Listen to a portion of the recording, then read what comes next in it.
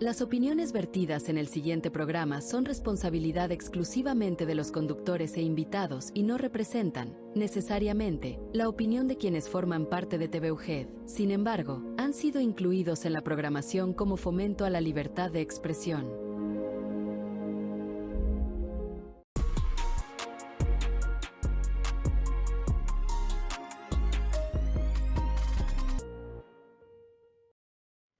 ¿Qué tal? Bienvenidas y bienvenidos a El Derecho y los Derechos en Serio, espacio de reflexión y diálogo sobre democracia constitucional, transformaciones sociales, libertades y derechos. Mi nombre es Alan Arroyo, soy director de la Facultad de Derecho y Ciencias Políticas de nuestra Universidad Juárez del Estado de Durango.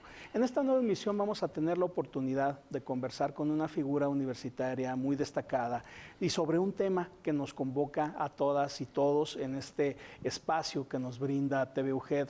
No hablamos exclusivamente de temas jurídicos, sino también temas de incidencia social, de incidencia política, de incidencia cultural. Y qué mejor que acudir a una personalidad de nuestra Universidad Juárez como el doctor Jacinto Toca Ramírez, quien ocupó varios importantes espacios de decisión, primero en la Facultad de Medicina Veterinaria y Zootecnia, en donde varias veces fue secretario académico, pero también profesor por espacio de más de 4 décadas, y llegó a ser también más de un lustro director de planeación de nuestra universidad, siendo, me atrevo a decir, pues uno de los mejores que han ocupado ese cargo, que aunque ahora ya se ha transformado en lo que conocemos como Subsecretaría General Administrativa, a final de cuentas tiene que ver con las entrañas de la universidad desde esa perspectiva académica. Estimado doctor, es un gusto tener con nosotros a una figura de su estatura, de su envergadura intelectual, académica y universitaria, doctor.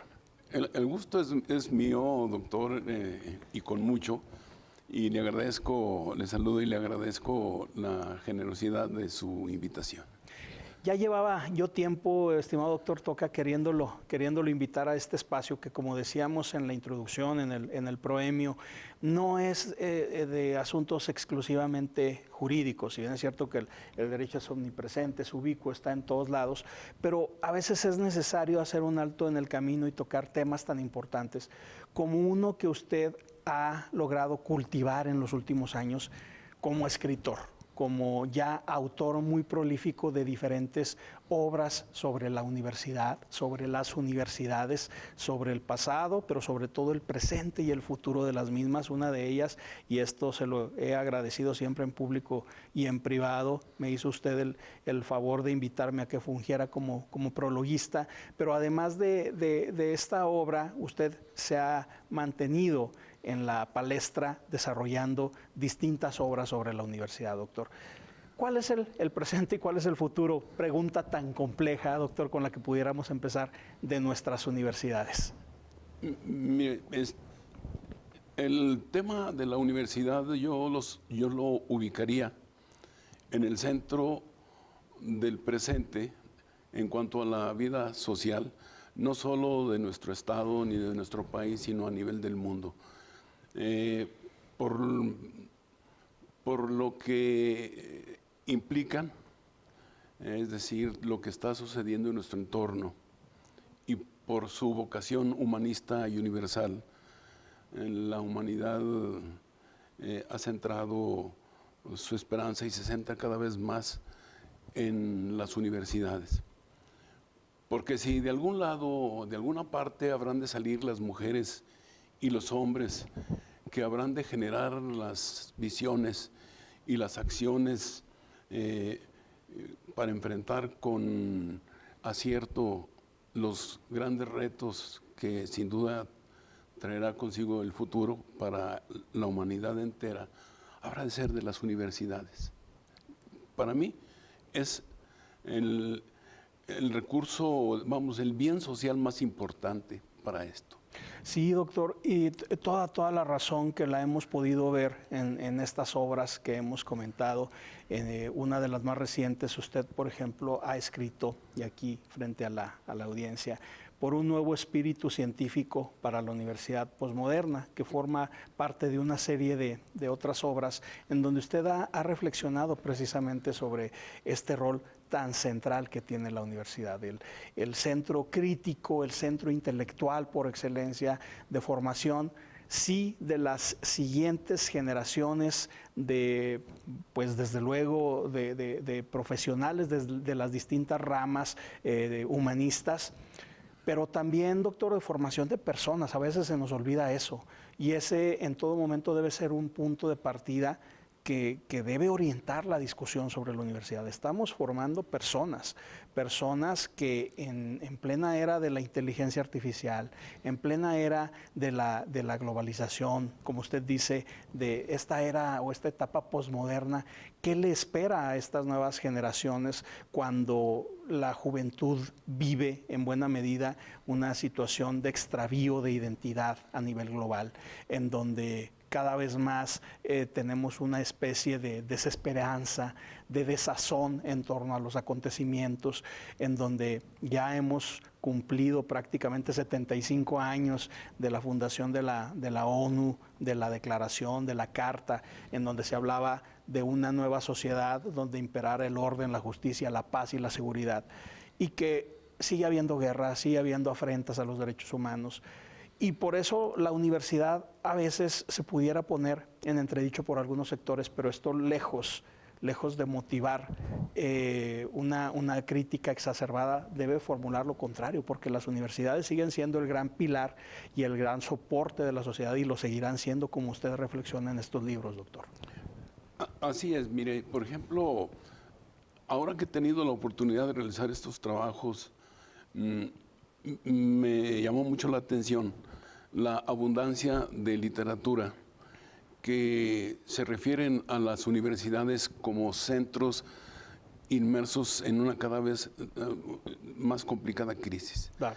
Se hablan, hay autores, por ejemplo, que consignan, por ejemplo, cuestionan su quehacer, se refieren a ellas, por ejemplo, como instituciones anacrónicas.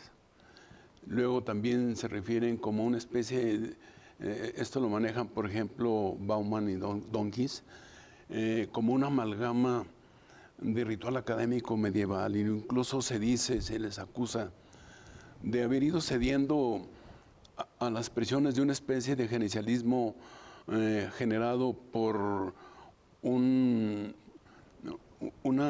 proceso de globalización, a veces insensible, a veces inhumano.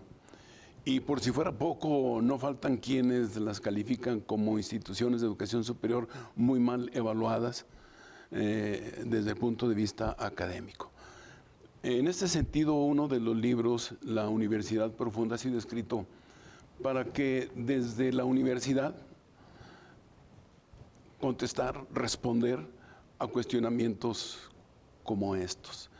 En primer lugar, lo que habría que destacar es que más allá de lo que se diga, se reconoce desde fuera de las universidades que más allá de todo lo que se diga, en nuestras instituciones, sobre todo en las universidades públicas de México, se ubica el mayor porcentaje de la matrícula de nivel superior, en primer lugar. En segundo lugar, la mayor parte de la oferta educativa de nivel superior y de posgrado también se localiza en las universidades públicas. Y no podríamos dejar de destacar que nuestras casas de estudio se genera de las públicas, junto con las nacionales o las universidades nacionales, se genera la mayor cantidad de conocimientos, de cultura, de ciencia, de tecnología. Todo esto nos hace pensar que estas instituciones juegan un papel central. Sin embargo, hay algo que a mí me llamó la atención en esta literatura que le digo, tuve oportunidad de revisar. Sin embargo, un número creciente de estas instituciones se declaran cada vez, paradójicamente, en una situación financiera difícil. Correcto. Difícil. Esto me llevó a revisar lo que se dice desde fuera acerca de las causas y acerca de las alternativas de solución surgidas en los distintos sectores de nuestra sociedad. Y lo que francamente se percibe es que más allá de esta crisis que hoy sí tengo elementos para mencionar, injustamente se dice ser solamente de las universidades, hay elementos de sobra para afirmar que en realidad se trata de una crisis que es de todos. Así es. Por ejemplo, se dice con demasiada frecuencia que las universidades deben ser capaces de adaptarse de una manera cada vez más ágil a los cambios de la sociedad actual. Y yo me pregunto, ¿de verdad nuestras universidades deben adaptarse hoy a un mundo como el nuestro? ¿No será más bien que son las universidades que deben hoy reeducar a una sociedad inmersa en una cada vez más complicada crisis? A mí me parece que este es el sentido en el que las universidades deben ser transformadas, pero desde dentro y por los universitarios, y no de cualquier modo, sino a partir de los conocimientos generados por la humanidad a lo largo de los siglos. Es correcto, y fíjese qué interesante cómo lo plantea, doctor, porque esto nos permite también repensar en modelos de gobernanza universitaria, que son también algunos puntos que usted ha tocado en sus trabajos, que también tienen bastante que ver con el transitar y con el camino de las universidades, cómo las vamos a orientar, cómo las vamos a conducir y cómo pueden evolucionar hacia el futuro. Si le parece, hacemos un pequeño corte y seguimos conversando. Claro que sí. A nuestro auditorio del Derecho y los Derechos en Serio les invitamos a permanecer con nosotros.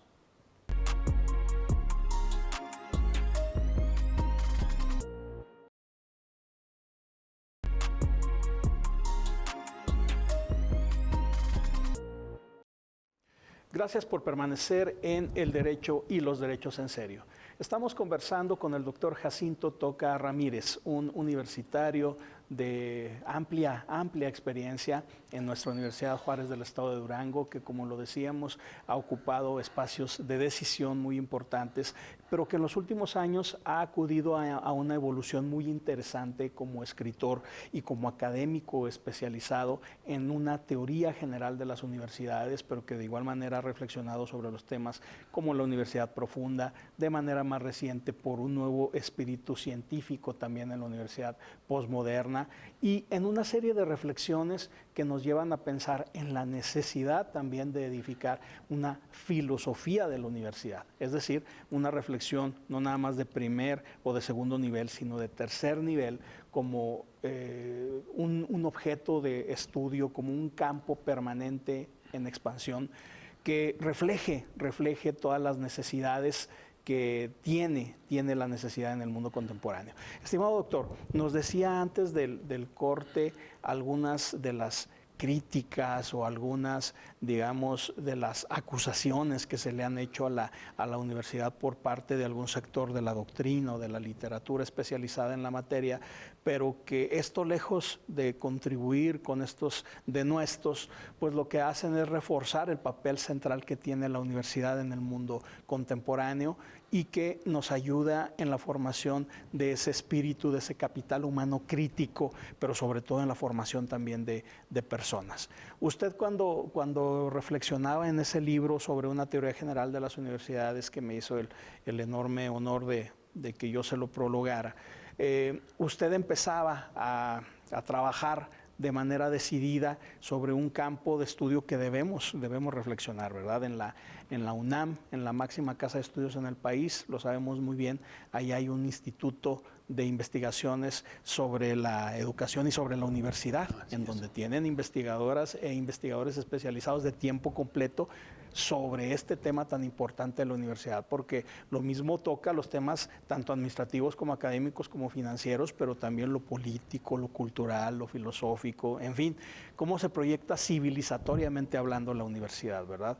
Y en ese sentido, doctor, hacíamos esa pregunta tan difícil de responder de cuál es el presente y cuál es el futuro de las universidades. Cuando hablamos que muchas de las universidades públicas destinan más del 90, del 93% de su presupuesto al pago de la nómina, y les queda de manera muy reducida un margen de actuación con el que deben hacer más con menos, en donde deben acudir a la inventiva, a la creatividad. ¿Qué hacer ante este escenario nada halagüeño en lo financiero, pero que pues de cualquier forma implica que las personas que tomen las decisiones, doctor, en las universidades posean un material e insumos importantes para seguir transformando de forma positiva las universidades? Sí, mire, precisamente cuando se habla de esta crisis de las universidades, destacan reiteradamente el aspecto financiero de la misma. Y desde luego nosotros, que hemos tenido la enorme fortuna de servir a nuestras universidades, encontramos que esto impacta, de alguna manera compromete el desempeño académico, científico y cultural de nuestras instituciones, y no pocas veces en detrimento de su imagen social. Sin embargo, así como hay argumentos en el sentido de las deficiencias que como instituciones de educación superior debemos enfrentar y resolver, también hay expertos como decía usted ahorita, del Instituto de la Universidad Nacional Autónoma de México. Precisamente uno de los investigadores de este instituto, el doctor Mendoza, él plantea que deben ser manejadas por un lado, o reflexionadas las políticas de asignación de recursos financieros, pero que también tiene que haber un compromiso por parte de las universidades en términos de avanzar de una manera con un impacto social cada vez más claro. No que hoy no lo hagamos de esa manera, sino que la situación es a veces ya más complicada cada vez, que necesita un compromiso de parte de todos los sectores de la sociedad para avanzar en este sentido. Por un lado, por ejemplo, una de las cosas que menciona, se habla de la necesidad de políticas de financiamiento transanual, o sea, que vaya más de, que no se limite a los 12 meses por año, por un lado. Pero esto debe estar en el marco de una especie de acuerdo entre universidad, sociedad y Estado. Correcto. Que en función de una mira de largo alcance, involucre a los tres sectores en función de un propósito de avanzar hacia un mejor futuro como mexicanos y hablando en general como humanidad, en ese sentido. Correcto. Sí, no, adelante, sí. adelante. El compromiso, poniendo en el centro dos cosas, a los alumnos y el futuro. Por eso en uno de los libros menciono que es tiempo, como siempre lo ha sido, pero hoy más que nunca, de que las universidades cobijen a los jóvenes, que les apoyen en ese proceso, en ese difícil proceso de búsqueda de sí mismos, que les enseñen el camino de su autorrealización y para encontrar el sentido de su propia existencia. Y que en este sentido las universidades se conviertan en una guía para dirigir los cambios que están ahí aguardando para la humanidad en los años por venir. Pero implica desde luego que nuestras universidades entren en procesos de transformación más profundo. Porque hoy todo a nuestro alrededor se está transformando. Por ejemplo, las modalidades de ofertar servicios educativos son muy variados y a veces que ni siquiera imaginamos. La dinámica del mercado laboral también se ha venido transformando y el contenido y la forma de la demanda de servicios profesionales también están en constante cambio. Y si además la educación se ofrece hoy a una generación que también cambia cada día, luego entonces nuestras universidades también deben cambiar.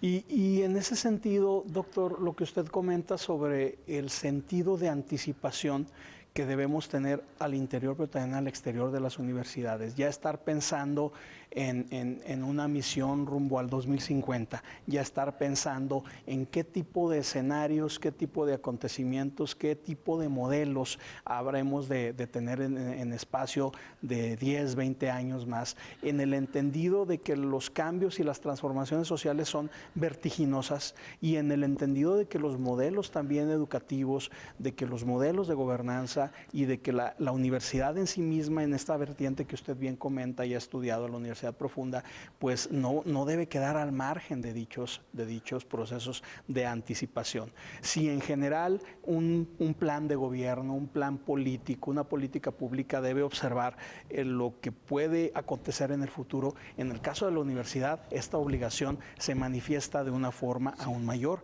Y en ese sentido, doctor, para ir aproximándonos al final de este primer programa, a reserva de que lo vamos a tener en un segundo, ¿cuál es su perspectiva entonces sobre cómo las universidades deben adelantarse ante los cambios, muchos de ellos que ya se están suscitando en cuestión tecnológica, pero también en cuestión social en general? Muy bien. Debe actuar en dos sentidos, en dos momentos. Primero, en el ámbito intrainstitucional. Al interior de nuestras casas de estudio debemos reflexionar acerca de las formas de organización y de las normas de actuación de nuestras casas de estudio que nos permitan de alguna manera responder de una mejor forma a las expectativas de una sociedad, porque yo me preguntaba, y lo escribo en uno de ellos, de los libros, ¿cómo debe organizarse hoy nuestras universidades cuando estamos inmersos en una sociedad que es al mismo tiempo una sociedad del conocimiento, una sociedad de la información? Correcto. Una sociedad teledirigida, multimedia, o a veces se habla una sociedad del miedo, líquida, o del vacío, como mencionan Lipovetsky, como menciona Bauman y algunos otros autores como Baudet, por ejemplo. Definitivamente el paso lo tenemos que dar, es decir, romper un poco el estatus de siglos, porque como dice Antonio Pulido, con el tiempo muchas universidades seguirán impartiendo sus cursos de la manera como lo han hecho de manera habitual por años. Pero el problema, el riesgo es que pueden quedar como instituciones residuales en el sistema de educación superior. Y que eso es justo lo que no queremos, ¿verdad? Y que creo que hacia allá debemos caminar. Si gusta, nos quedamos con esta idea, doctor, en este primer programa, agradeciéndole por haber estado con nosotros. Muy bien, le agradezco. A nuestro auditorio del Derecho y los Derechos en Serio, como siempre, les agradecemos el favor de su atención y les invitamos a estar con nosotros en una próxima emisión.